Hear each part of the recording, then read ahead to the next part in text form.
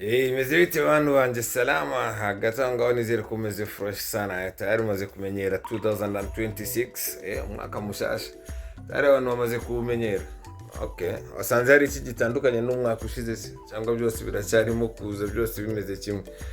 Anyway, nibereye home gutya poem bitavuga ngo ariko sasa rero abantu banje 2026 sinzi ikintu bashaka muri the evening rush, cyane ko the evening rush actually the evening rush ni ikiganiro kibamo ibintu bigiye bitandukanye tu. Iyo turebye kuri music yo ubwayo bitandukanye n'ibindi biganiro byose na nubwo ari kimwe ni byose. Mpamvu mbivuga gutyo nuko nawe ubizi neza ko kuwa mbere tugira umwihariko wo kuwa mbere, kuwa kabiri, kuwa gatatu, kuwa kane, kuwa gatanu, ariko noneho kuwa gatanu ubwo ntabwo wari umwihariko cyane, ni ibintu bisanzwe.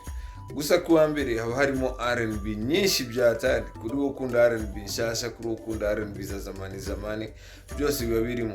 Kuwa kabiri tuba dufite inyafurika nyinshi cyane, aho niho usanga inyarwanda 100%. Yes, 100% inyarwanda. Bana bya bindi tundi twadushishwa twanyu turi hirya iyo nyine dusanga iyo tuba twibereye andi masaha yose. Actually ari amasaha abiri barimo ingoma zigiye zitandukanye ngo mutapfa gusanga ahandi andi masaha kuva saa 2 z'ijoro kugera saa 12 z'ejo nabwo. Yes, ingoma zindi zose ushobora kuzisanga aho ngaho, ariko izo muri the evening rush nyine nizo muri the evening rush. Niko bimeze, niko daily imeze, uzabigerageza uzambwira uko ubyumva.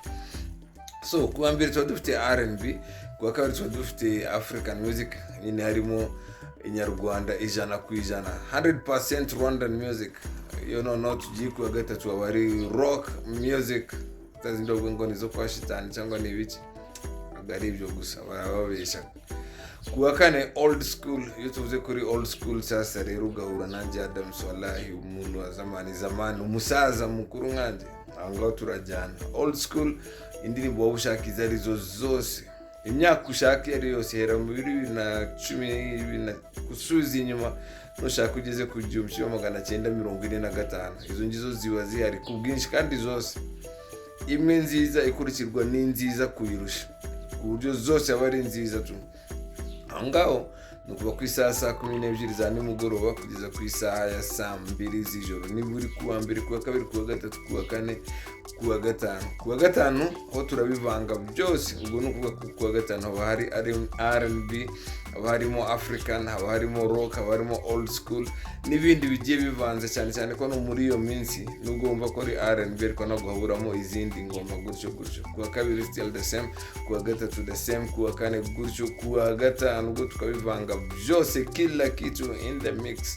Gatanu ngaho bivanzemo n'izindi story, ama updates gutyo ushaka kumenya ibijyanye n'ivunjisha rya cash, it's all good.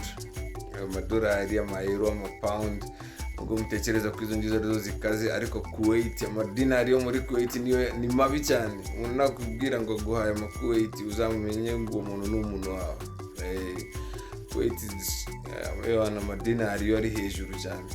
Ushobora kumva amapound cyane angahe nisi ungu bigeze ku 1900 aho ngaho, ariko ama Kuwait ni mu 4400.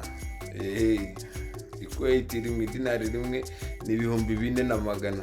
Ushobora kugura Kuwait rimwe ukagura na 5 by'amanyarwanda wallahi.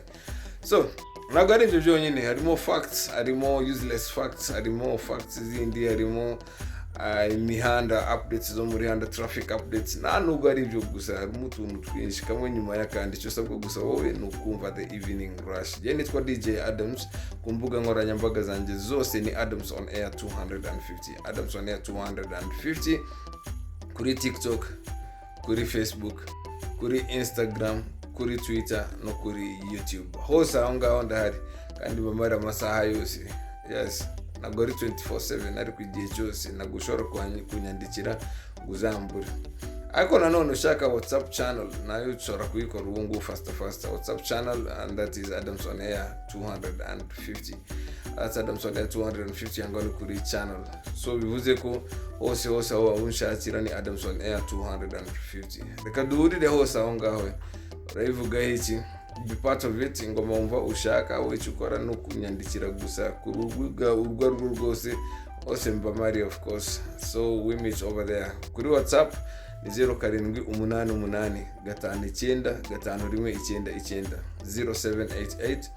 0788595199. That's on WhatsApp. Isaha iyo ariyo yose mba kugusubiza ni faster. No worries about that. Yeah, so be part of it. Of course, sweet memories, great moments. Nibisanzwe cyane urabizi. It's your edge home, and yes, your vibe is always on, and that's in the evening rush where class is permanent, form is temporary. You know that class is permanent, form is temporary. None nongere mubwire ngo karibu sana to the show, Monday to Friday. Nitwa DJ Adams. Have a very good time.